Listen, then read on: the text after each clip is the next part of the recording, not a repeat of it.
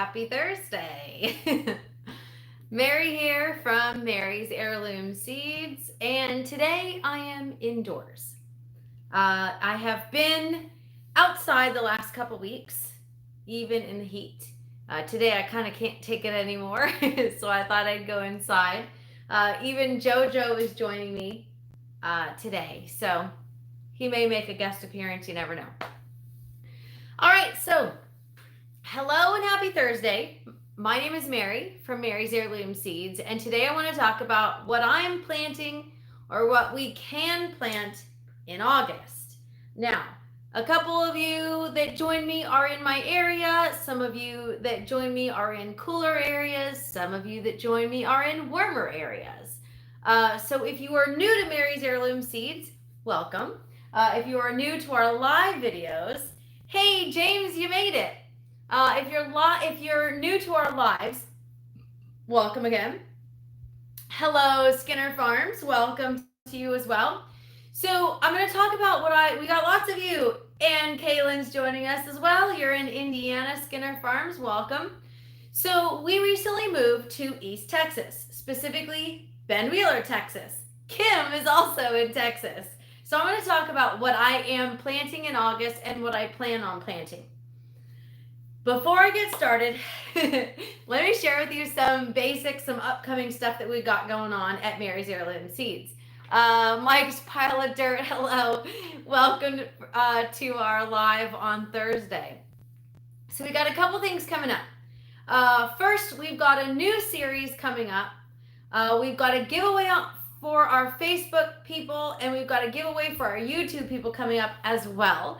So if you're brand new and if you haven't already done it, please subscribe to our YouTube channel. Hit that like button for each of our videos. Share it if you get a chance, if you want to. We always appreciate it. So lots of awesome stuff coming up here at Mary's Heirloom Seeds. Hey, Robert, thanks for joining us. And Alan is here as well. Thank you for joining us for the first time as well. So what am I planting? What have I planted? What am I going to plant? So we had a lot of rain come through.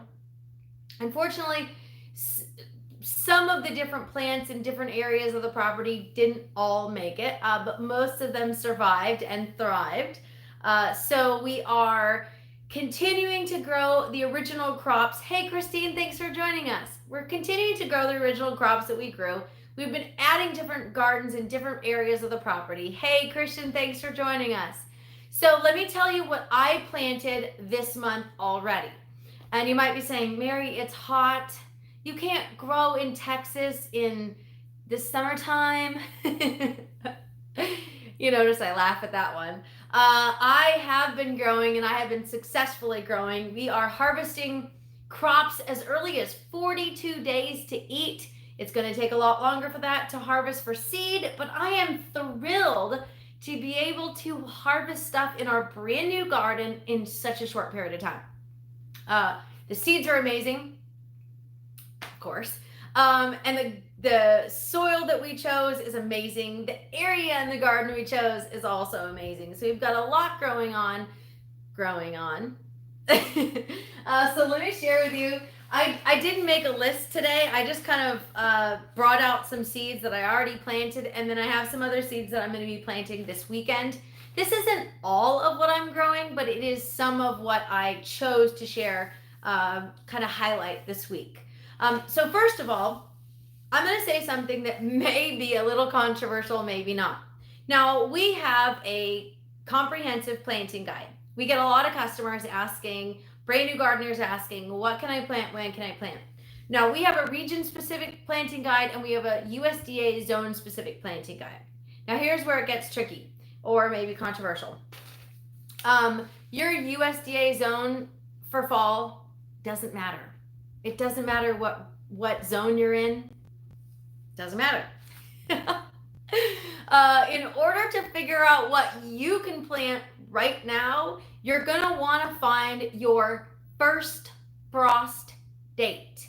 Now, sometimes I get that the first and last, that can be confusing to some people. Now, your first frost date is your fall frost date in the end of the year, right? Kind of weird. First as last. Your last frost date is your spring frost date in the beginning of the year, and that's when you decide when you can start planting outside. Or you can take your last frost date in spring and you can count back to decide when you start your seeds indoors. Now for fall, and for now, obviously it's August, I'm gonna find my first frost date, which is in the middle to the end of November in my specific area. And then I'm gonna count back. We already discussed this in our fall planting a couple weeks ago, but I'm doing it again because I'm gonna share with you what I'm planting.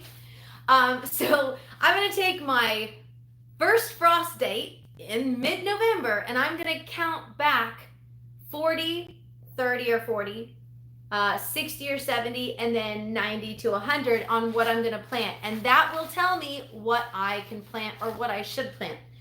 So let me tell you what I planted this weekend, last weekend. I planted dragon tongue bush beans. They sprouted in 3 days.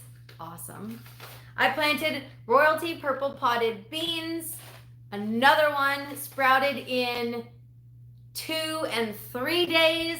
Awesome seeds. I was just chatting with Kaylin over at Elbin Mills Farm, and she said she originally bought them to bring to the farmer's market to sell, or the market to sell, and she was shocked at how much she liked them. The royalty purple potted beans are awesome. They're roughly 60 days. They're a bush bean, but when you steam them or cook them, they turn green. So they don't stay purple, but they are beautiful. One really awesome thing about the purple beans, you can see them between the leaves, and it's much easier to harvest the beans. Seriously, if you've ever had a giant crop of beans and they're all green, like the jade bush beans, which is my favorite green bean, and then you're trying to harvest them and everything's green, having the purple potted stand out really makes a big difference. This is on top of what we already planted, so I'm just kind of adding different gardens to the property. If you missed our beginning videos, we started these gardens late in the year. We started June 29th and we started planting on the 30th and July 1st. Misfit Mountain Farm, welcome. Thank you for joining us. So we started these gardens literally by seed starting June 30th and July 1st. And then we've been planting all over the place ever since. So we've got multiple gardens going at the same time, growing at the same time. And we're continuing to add. Since we do still have till mid-November, I'm still planting like a crazy person. Garlic chives and regular chives. These are roughly about a 80 to 90 day. So I've got plenty of time still on these ones. I planted them last week. Some of them I planted a couple weeks ago in seed starter pods, and then some of them I just planted right into the ground. So I've got kind of a staggering my planting of these, which really helps because you don't necessarily want chives all the time, but the flowering of the regular chives is going to be awesome. So if you're just joining me, James says you can pretty much grow all year in Texas if we want. I like to grow turnips and beets in the fall. So on that note, James, this is my first year growing in Texas. So I'm kind of figuring that maybe by the end of November, beginning of December, I may not have much that I'll be able to harvest, but I don't know that. We also have this gigantic shop that is the future of Mary's Heirloom Seeds. But that will also be used for our indoor seeds for fall. Not necessarily for fall, but over the winter time. So there's a couple things that you can overwinter, like peppers, specifically our super hots or just the hot peppers. We've got Trinidad scorpion peppers growing. Papa always said, don't put anything in the ground before May 10th. Interesting. And that, again, that's all Skinner Farm. That's going to be depending on where you are. So I'll give you a little bit of a background. We grew in Ramona, California for 6 years. The first year that I grew there, and I grew up in Southern California, so growing in Southern California was not new to me. We moved February 1st. I had my gardens put in by the middle of February, and then March 1st, we had a hard freeze. and most of my seedlings died. But that was the only real hard freeze we had that year. So I replanted everything in the middle of March, and everything went fantastic after that. So I did learn my lesson right there. I did not plant anything in February. I waited till March. So again, it's really going to depend on where you are and what your frost dates are. In Ramona, we were the elevation was roughly 1400, and we had a really long growing season, but not much longer than we are here. In Ramona, we had a growing season of a roughly 288 days, and I believe where we are here, we have 222 days. Not much more, not much different actually. So there's still plenty of time to grow. And heck, even if you live in a cold area, 30 days for radish is super easy. I didn't even put radish on my list today because I planted it and forgot. I didn't forget what I planted, but I forgot to bring out the seeds. And lastly is the lettuce leaf basil. We had cutworms run through most of my lettuce leaf basil, so I'm replanting it. I still have Genovese basil, Thai holy basil, Siam queen basil, purple basil, a couple others, but specifically the lettuce leaf basil was on the outer edge and the worms got them. So time to replant. So that's what I have for that. That is what I just planted over the weekend on top of what I already have growing. We've got the two different Three Sisters beds growing. Hopefully I will have a video for that very soon. I haven't really been slacking on making videos, but it's been hot, humid, and rainy. So the rainy part of it doesn't exactly make it easy for me to get out there and do videos. Hey, David's joining us today as well. All right, so what else am I going to be planting this week? Next week I might tell you what else I planted, but I've got a couple more things that I'm growing as well. Spinach.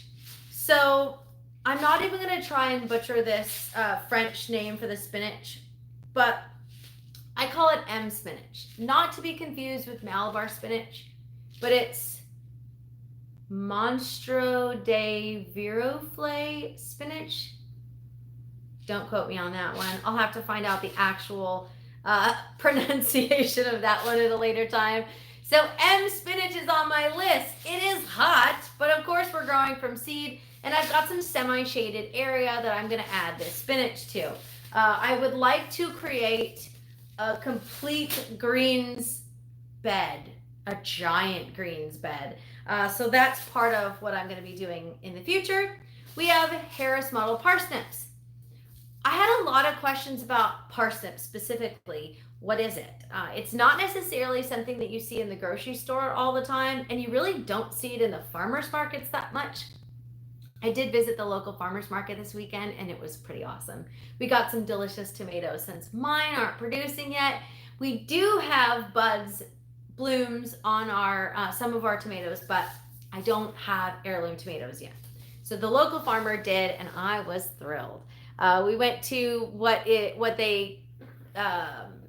it's called the Canton Farmers Market, and they have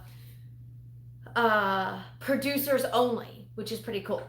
David says it's been hot here lately. I'm ready to plant lettuce, sorrel, kale, mustard, cress. I'll be doing greens in planters, hanging baskets, and containers. So will I.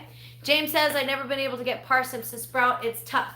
Okay, so there's a couple things that good point, excellent point. Harris model parsnips. Now, I get a lot of questions about if I buy these seeds now, can I plant them next year or the year after, or do I have to plant them all right now? Now, most seeds will store for several years before they start to lose their viability. I sell seeds, but I'm not going to tell you that you've got to throw everything away every year and start from scratch. Parsnips are one. If you don't plant them this year, you may not get anything next year. They really and truly lose a lot of their viability and fast. So if you do buy parsnips, I highly recommend buying fresh every year. Each seed pack we have has 200, and that gives you a good chance of getting a good harvest. We actually have two types of parsnips now, finally. But the Harris model parsnip is what I'm planting right now. It is a cool weather crop, and it's very similar to a carrot, but it is white. At least this one is white. So I really like parsnips. I really do. If you've never had parsnips, I highly recommend Harris model parsnips. They're pretty easy to grow. I had so-so germination on a second year pack. So seeds that we don't use, we donate, or I use in my own garden. And I did have so-so germination on a second year of the Harris model parsnips. But again, I highly recommend that those ones in particular you buy every year because they don't store very well. Robert says, first time for fall gardens for me, growing to plant greens, turnips, radish, lettuce, maybe cabbage. If I can find some plants, afraid it's too late to start cabbage seeds.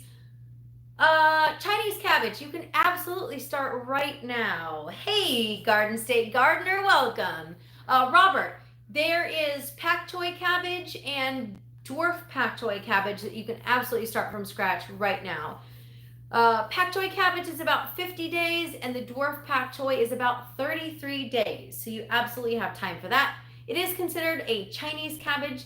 It's also called bok choy, but on our website it's pak choy with a P. So everybody has their own pronunciation or spelling of it. Freckles lettuce is another one that I am looking forward to planting again. This is a really easy to grow variety. It looks fancy. It is green with some red speckles all over it, so I really like the freckles lettuce. We have carrots. Gotta love my carrots. These are, again, this is just what I'm planting right now. It isn't necessarily everything that I'm gonna be growing this week, or this month I should say, but this is what I'm gonna be planting this weekend. We have Black Nebula and Cosmic Purple carrots. Now, I love carrots. I love orange carrots, but if you go to the store, most of what you're gonna find is orange carrots. So they get kind of boring. And why not, if you're gonna grow it, why not grow the good stuff? The fancy stuff. Actually, I have Black Nebula here in a seed pack. My sister sent me some seeds that are second generation on her property, and she's growing. She lives at my grandmother's old house that I was raised growing in my granny's garden. So my sister actually saved some Black Nebula carrot seeds, and she sent them to me, and I'm gonna grow those. But seed stock is great. We've got lots of them, but the Black Nebula and the Cosmic Purple carrots are awesome. And then because I'm planting them for my sister, I'm super excited to kind of share that. Kohlrabi, another really good one. David said, I had great luck with Cosmic Purple carrots. They're very tasty and wonderful. I'm growing them again later. Awesome. We have purple and white kohlrabi. That is kind of a funky crop. A lot of people don't really know what to do with it. So kohlrabi grows, it's like a root that grows above the ground, and it's got these leaves that come out, and they look like kind of like cabbage leaves, like the outer leaves or something similar to it. The taste of kohlrabi is like cabbage, but it looks more like a turnip. Pretty cool, right? So I'm going to grow white and I'm going to grow purple because I like color in my garden. Again, you can go to the store and buy some of these stuff when, honestly, some of the flavors are kind of bland. But why not grow something that's a little more fun and a little more colorful? So what else do I have? Now I have my cool weather crops. Some more very cool weather crops. I have spring rab rapini broccoli. Now, I have a video titled, It's Too Hot for Broccoli. And I filmed that one when I was seeing a lot of people that had planted broccoli in the summertime and they really didn't get a good crop because it's too hot. It bolts very quickly. So I'm gonna grow spring rab rapini in August because it is slightly more heat tolerant, but it also isn't a heading broccoli. It doesn't form the normal round heads that you're used to buying in the store. They're little broccoli sprouts, and they are a little more I wouldn't use the term bitter, but they're very strong. So the flavor for broccoli rabe is much stronger than, say, a regular head of broccoli. And I think that might be because you're getting the flavor in the sprouts, in the florets versus a whole head, which is pretty cool. So that is one on my list. Japanese red mustard is a definite must in my garden. So if you go to my Facebook page, at the very top on our, what do you call it, the cover photo, these cute little butterfly looking sprouts, and that is Japanese red giant mustard. I love this stuff. It grows big, it is heat tolerant, it is cool tolerant, so I can grow it now and I can grow it throughout the fall. So that's a really good one, but it's spicy. So if you don't like spicy lettuce, that may not be the one for you, but I love it. Let's see, what else do we have? Purple auroch lettuce. Purple auroch lettuce is definitely a cool crop. So I may have success, I may not. I may need to plant these again in September, but part of this whole adventure has been trying new varieties. Anybody else try new and fun varieties every year in their garden just to kind of see what works? I know one of my customers had mentioned that she's tried a lot of the different collards for Central Florida, and she found that the Georgia green collards were the most heat tolerant of all of the ones that she grew. So it is fun to start and try and figure out what works best for your garden, because what works best for my garden isn't necessarily going to be what works best for your garden. David says, I hunt for wild and new varieties each year. Well, good to know. We are going to be announcing our new arrivals for 2021 in September. So stay tuned for that. We'll have a lot more information available down the line, but that's just different. So purple auroch. If I don't get good results from this in August, I will be planting again in September. Jesse says, hey, I'm going to put some mustard all over the weekend. With my lettuce starts, I couldn't get my cabbage to germinate again. Just one more weird thing that's happened this year. So if you have trouble with anything not germinating, there's a couple things. I actually had a customer mention to me that he had trouble with carrots. And honestly, the most common issue with germination of carrots is because you planted them too deep. And Jessica, that may be what happened to you. If you plant seeds too deep, they will not sprout, or they will barely sprout, and they will spend so much energy trying to get above the soil that they just don't come up. They may germinate under the soil, but they just don't pop up. The second thing is bugs. Sometimes you get seeds that will sprout, and then the bugs get them before you can. I had one or two tomato plants, little teeny seedlings that I transplanted out in the garden when we first got started here.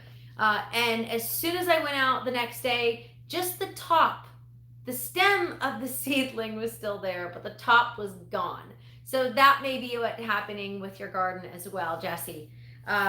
You never know. But that's also why I always plant more than I think I'm going to need, because the rest of the seedlings I left in our covered area where I have more seedlings, and I allowed them to grow bigger before I transplanted them outside, which was really helpful. When I transplanted the second batch, they were not eaten by worms because they were bigger and sturdier, and they could kind of withstand a little more chewing brutality from the bugs. Last but not least is Four Seasons lettuce. Four Seasons lettuce is slightly more heat tolerant and cool tolerant. It's called Four Seasons because you can try and grow it in 4 seasons. It is cool and moderately frost tolerant. I wouldn't say that if you get a hard freeze that it will survive, but I will say that if you have a very mild frost, this may still stand up in your garden. Anybody else? Any questions? If you do have any questions, please send an email to mary@marysheirloomseeds.com. Join us every Thursday here on our Thursday Night Live at 5 p.m. Central Time. If you haven't already, please subscribe to our YouTube channel. As I mentioned earlier in the video, we do have 2 mega giveaways coming up. The first one is going to be a Facebook giveaway once we reach 30,000 likes on our page. And then the next one is going to be once we hit our next milestone here on our YouTube channel. And that will be subscribed. So please subscribe to our channel. It isn't required in order to enter the giveaway, but we do appreciate it. And we would love if you would share the information as well. As soon as I'm done with the video, in the description section of this video, I will share our comprehensive planting guide. As I mentioned earlier, we do have a zone-specific planting guide, but for fall gardens, I highly recommend skipping your planting zone and calculate your frost dates to get a better, a more accurate planting schedule for fall. Because every year is different in the garden. Our planting guides are just a suggestion. They aren't necessarily, written in stone. Everything changes. Every year we have different weather. Every year, you had Snowmageddon here in Texas. Oh, looks like Lucy's joining me today instead of Jojo, but I'm going to have to stop her because she's not allowed to eat random stuff. She has a super sensitive tummy, and if she eats stuff, she gets sick, and it's not good. Lucy, say hi. Now she's going to drink my water. Don't eat that. All right. I'm Mary from Mary's Heirloom Seeds signing off. If you have any questions, please send an email to mary@marysheirloomseeds.com. Check us out on Facebook, Instagram. Subscribe to our channel if you haven't already. One thing I will say, though, is we do have some seed sales available on our website. If you go to marysheirloomseeds.com and you sort by price, you can find some pretty good deals on seeds, and those are going to change every week. That's it. I'm Mary signing off, and happy planting.